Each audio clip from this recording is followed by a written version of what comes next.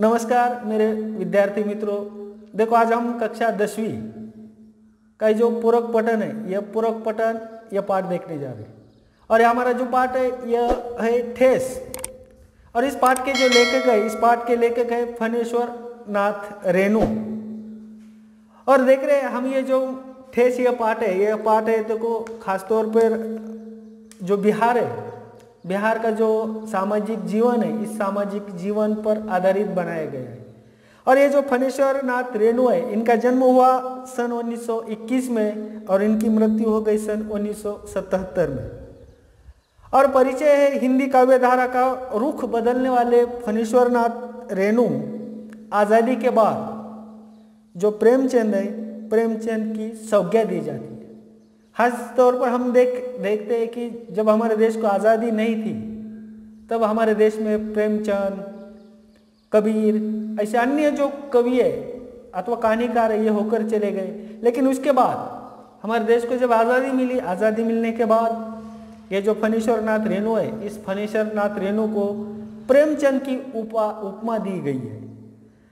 और जैसे देखते हैं इनकी प्रमुख कृतियाँ है महिला आंचल, परती, परिकथा, जुलूस ये उपन्यास है, अच्छे आदमी ये कथा संग्रह है।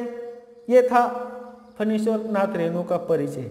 लेकिन ये जो प्रस्तुत पाठ है पूरक पठन ठेस में हमें वह क्या संदेश देना चाहते हैं। देखो पाठ परिचय में अथवा ये गद्य संबंध में हम ये देखना चाहते हैं कि प्रस्तुत आंचलिक कहानी बिहार के ग्रामीण जीवन पर आधारित है। आज हम देखते हैं देहात का और जो बड़े बड़े महानगरों का जो जीवन है अथवा उनकी जीवन शैली है अलग अलग रूप में। और वैसे हमारे जो हिंदुस्तान है, हिंदुस्तान में तो अलग अलग तरह के स्टेट है, उसमें से एक बिहार है। और ये बिहार सबसे एक गरीब माना जाता है और उसमें का एक छोटा सा देहात है। उस देहात की कहानी बताने की कोशिश की गई है। वहाँ का पारंपरिक जीवन किस तरह का है यह बताने की कोशिश की गई है। इस कहानी के माध्यम से कथाकार ने ग्रामीण जीवन, देखो वहाँ का जो ग्रामीण जीवन है, वहाँ के लोग अपना जीवन किस तरह से बिता रहे हैं और जीवन बिताते समय उन्हें कौन कौन से समस्याओं का सामना करना पड़ता है। हम देखते हैं शहरों की बात अलग है और देहातों की बात अलग तरह की है। एक तो वहाँ की अलग अलग पढ़ाई की कमी है, रहने के लिए अच्छे तरह के घर नहीं है, जो गरीब लोग हैं, जो मजदूर लोग हैं, उनके हाथों को काम नहीं है। ऐसी अवस्था में यहाँ के लोग किस तरह से अपना जीवन बिता रहे हैं, यह इस कहानी के माध्यम से ये जो फणेश्वर नाथ रेणु है इन्होंने यहाँ हमें बताने की कोशिश की गई है। वहाँ का सामाजिक संबंध किस तरह का है। देखो समाज है, अलग अलग तरह के समाज है।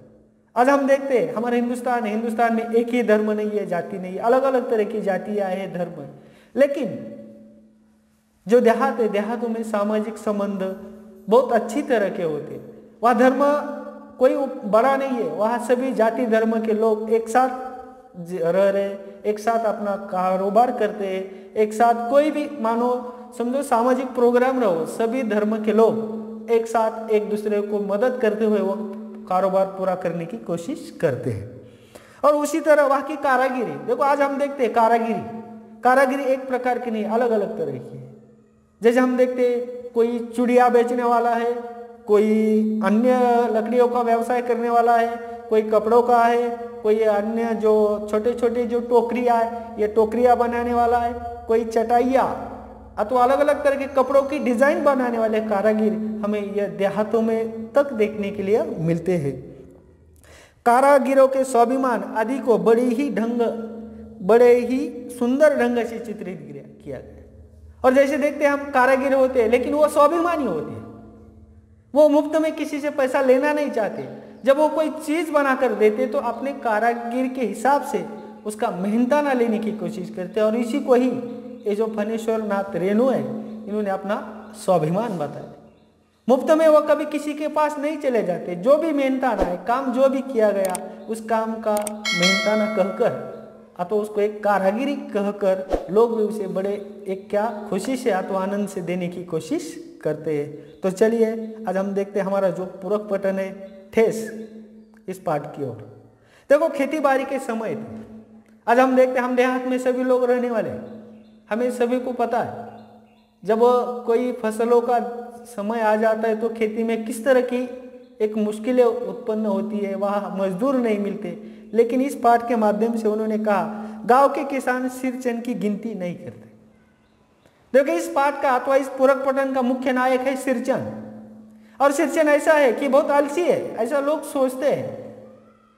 और इसीलिए जब खेती का काम होता है, फसल का काम होता है, तो गांव के लोग इस सिरचन की गिनती कभी नहीं करते, क्योंकि सभी लोगों को पता है यह सिरचन खेती के काम के लायक नहीं है।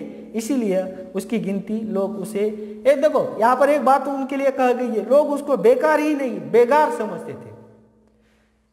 बेगार यानी किसी काम का नहीं है, बेकार से भी बढ़कर एक शब्द उसके लिए इस्तेमाल किया गया, बेगार, यानी वो कोई भी काम का नहीं है। अथवा बिना मजदूरी दिए गए जो काम कहते हैं उसे क्या कहा जाता है, बेगार। जैसे हम देखते हैं आज हम कोई गरीब व्यक्ति है, उससे काम कर लेते हैं, उसे सिर्फ मजदूरी के बजाय एक समय का क्या देते हैं, खाना देते हैं, उसको हम क्या कहते हैं, बेगार। और उसी तरह ये जो सिरचन था, उस सिरचन को भी लोग बेकार नहीं क्या समझते थे, बेगार समझते थे। कि क्योंकि लोगों को पता था उसका कोई परिवार नहीं है, उसे कोई बाल बच्चे नहीं थे, अथवा उसके जो भी थे वो उसके गांव रहते थे, ऐसा कुछ जगह बताया गया। और इसीलिए उसे लोग बेगार समझते थे। वो खाना देकर काम करेगा अथवा खाना खाने के पर काम करेगा, ऐसा लोगों का मानना था। और इसीलिए खेत खलिहान की मजदूरी के लिए कोई नहीं बुलाने जाता है। इसीलिए खेतों अगर खलिहान अगर कोई फसल है, फसलों का कोई काम करना है, इसलिए उसको कोई पुकारने तक नहीं चला जाता था। और क्या होगा, उसे बुलाकर दूसरे मजदूर खेत पहुंचकर 1/3 काम कर चुकेंगे, तभी सिरचन राय हाथ में खुरपी डुलाता हुआ दिखाई पड़ेगा। देखो उसे इसलिए बुलाया नहीं जाता था कि जब कोई मजदूर है, अन्य मजदूर सुबह समझो सुबह 10 या सुबह के 10:30 बजे खेत में काम पर चले जाते थे, और जब 1/3 काम हो जाता था तो वो सिरचन हाथ में खुरपी लेकर इधर उधर से डोलता हुआ वहां नजर आता था। इसीलिए समय की उसे कोई पाबंदी नहीं थी, समय को वह महत्व देने वाला नहीं था, इसीलिए लोग उसे काम पे नहीं लगाते थे। और फिर वह तोल तोल कर पाँव रखता हुआ धीरे धीरे खेती की ओर आ जाता था। तोल तोल कर, जैसे हम कहते हैं कि पैरों की गिनती करते हुए, बहुत धीरे धीरे से पैरों की गिनती करते करते हुए खेत में आ जाता था। इसीलिए लोग उसे काम पर नहीं रखते थे। मुफ्त में मजदूरी देनी हो तो और बात है। देखो अगर उसे किसी को मुफ्त में मजदूरी देना है तो सिरचन को काम पर रख सकते थे। अगर मुफ्त में मजदूरी नहीं देना है तो सिरचन को कोई काम पर रखता था क्या? नहीं है। क्यों? उसकी बात अलग थी, वो एक कारागिर था, खेती में काम करना नहीं जानता था, इसीलिए लोग उसे कोई काम पर नहीं रख सकते थे। आज सिरचन को मुक्तखोर, कामचोर या चटोर कह ले कोई। देखो कोई सिरचन को अलग अलग तरह की उपमा देता था। कोई फुकट में खाने वाला कहता था, कोई कामचोर कहता था, कोई क्या कहता था, चटोर कहता था, आगे पीछे करने वाला, चापलूसी करने वाला, ऐसा कहता था। एक समय था जब उसकी मड़िया के पास बाबू लोगों की सवारियां बंधी रहती थी। देखो एक समय ऐसा था कि जो बाबू लोग है, बड़े बड़े जो लोग हैं, उसकी जो मड़िया है, उसकी झोपड़ी है मानो, और उसकी झोपड़ी के पास बड़े बड़े बाबुओं की एक क्या रहती थी, सवारियां बंधी रहती थी। सवारियां तो समझो जिस साधन पर हम बैठ कर चले जाते हैं उसको हम सवारी कहते हैं। फिर घोड़ा गाड़ी रहो, बैलों की गाड़ी रहो, अन्य कोई सवारियां उसके झोपड़ियों के पास बंधी रहती थी, और उसे लोग पूछते ही नहीं थे, उसकी खुशामद भी करते थे। देखो लोग उसके पूछते भी नहीं थे अथवा उसकी खुशामद भी करते थे, तू कैसा है। उसे लोग कुछ भी अनाज देते थे, कोई पैसा देता था। इसी तरह कुछ समय पहले की बात है, और कुछ समय पहले उसे वो लोग उसकी खुशामद करते थे। अरे सिरचन भाई, अब तो तुम्हारे हाथ में ही कारीगरी रह गई है और सारे इलाके में। देखो उसे इतना उसकी प्रशंसा करते थे कि देखो सिरचन भाई, हमारा जो इलाका है, हमारे इलाके में तुम्हारे जैसा एक भी कारीगर अभी बचा नहीं है, क्योंकि पूरे लोग सब चले गए, अभी कारीगरी कोई जानता नहीं है। ऐसे उसकी क्या करते थे, प्रशंसा करते थे। और एक दिन का समय निकालकर चलो, बड़े भैया की चिट्ठी आई है, शहर से सिरचन ने एक जोड़ा चिक बनाकर भेज दो। देखो सिरचन को उसके इसी तरह खुशामद करते थे कि एक दिन समय निकालो हमारे लिए चलो, और जो चीक बना कर दे दो ऐसा कहते थे। चीक यानी घास से बनाई हुई जो चटाइयाँ थी बैठने के लिए, जब हम कहते हैं ना, आज समझो आज के ज़माने की बात अलग है।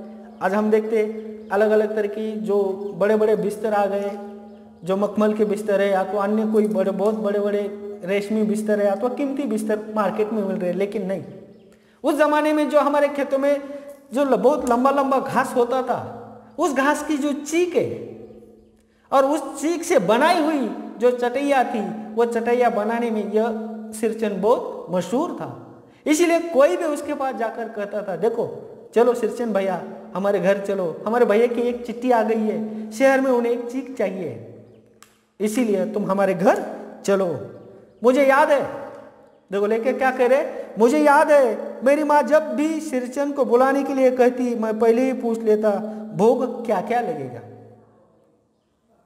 देखो लेकर कहते जब मेरी माँ सिरचन को बुलाने के लिए मुझे भेज देती, तब मैं पहले ही सोचता था कि सिरचन इसके बदले में क्या क्या लेगा, रुपए लेगा या अनाज लेगा या अन्य कोई चीज लेगा, यह बात लेकर पहले ही सोचता था।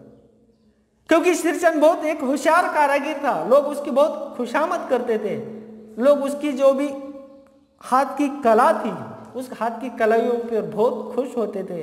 इसीलिए जब भी कोई उसे पुकारने के लिए चला जाता, खेती का काम छोड़कर कह रहा हूं मैं, उसकी जो कारागिरी है, इस कारागिरी के लिए जब भी कोई पुकारने के लिए चला जाता था तो उसके लिए उसका वो मुबदला, उसकी कीमत जरूर लेता था। इसीलिए लेकर कहते जब भी मुझे माँ उसको पुकारने के लिए कहती तो मैं मेरे मन में ही सोचता था, अथवा उसे पहले ही पूछता था कि भोग क्या क्या लेगा, या प्रश्नार्थक चिन्ह देखो, क्या क्या लेगा, यह सवाल किया हुआ है, प्रश्न किया हुआ है कि वह क्या लेगा। माँ हंसकर कहती, जा जा बेचारा मेरे काम में पूजा भूख की बात नहीं उठाता कभी। देखो माँ लेखक को हंसकर कहती, जा जा तू उसको पुकार कर ला, मेरा जब भी वो कोई काम करता था तो वो भोग कभी नहीं लेता, और आज तक उसने कभी भोग लिया ही क्या, नहीं लिया। यह बात कहकर लेखक को माँ सिरचन को पुकारने के लिए कहती। और पड़ोसी गांव के पंचानंद चौधरी के छोटे लड़के को एक बार मेरे सामने ही बेपानाई कर दिया था सिरचन ने। देखो लेखक कहते हैं जब उसे कोई भोग नहीं देता था तो वो उसका क्या करता था, अपमान करता था। या एक अर्थ बताया देखो, बेपानी यानी अपमान, कुछ उल्टी सीधी बातें करना।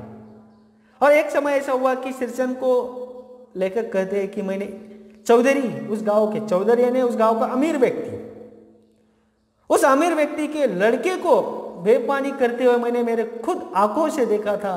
इसीलिए सिरचन से कोई बात जादी करता था क्या, नहीं है। और तुम्हारी भाभी नाखून से काट कर तरकारी परोसती है और इमली का रस डालकर कड़ी तो हम मामूली लोगों की घर वालियां बनाती है। देखो लेखक को और सिरचन कहता है कि तुम्हारी जो भाभी है, तुम्हारी भाभी जब हम तुम्हारे घर आ जाते हैं तो नाखून से काट कर क्या करती है, सब्जियां परोसती है। तरकारी यानी सब्जी, जो खाने के लिए भाजी बनाई जाती है उसको हम तरकारी कहते हैं। नाखून से काट कर यानी चुप थोड़ी थोड़ी, बहुत थोड़ी थोड़ी सब्जियां बरसती है। और इमली का क्या कहा यहाँ पर, इमली का रस, इमली का रस तो पता है सभी लोगों को, ये भी नहीं देती। और दूसरी बात बताइए, जो दूध दही से बनाई हुई जो कड़ियाँ रहती है, ये कड़ियाँ तो हर घर में बनती है। और तुम्हारे भाभी ने कहाँ से बनानी सीखी है, और ये जो तुम्हारी भाभी है, ऐसे अलग अलग तरह की चीज बनाना ये तुम्हारे भाभी ने कहाँ से सीखी है। इसी तरह ये सिरचन है, सिरचन अपने काम का क्या लेता था, भोग लेता था। तो मेरे छात्रों, इसी तरह ये सिरचन की जो पार्श्वभूमि थी हमने यहाँ अभी तक देख ली है। अभी जो बचा हुआ हिस्सा है हम आने वाले समय में देख लेंगे। शुक्रिया।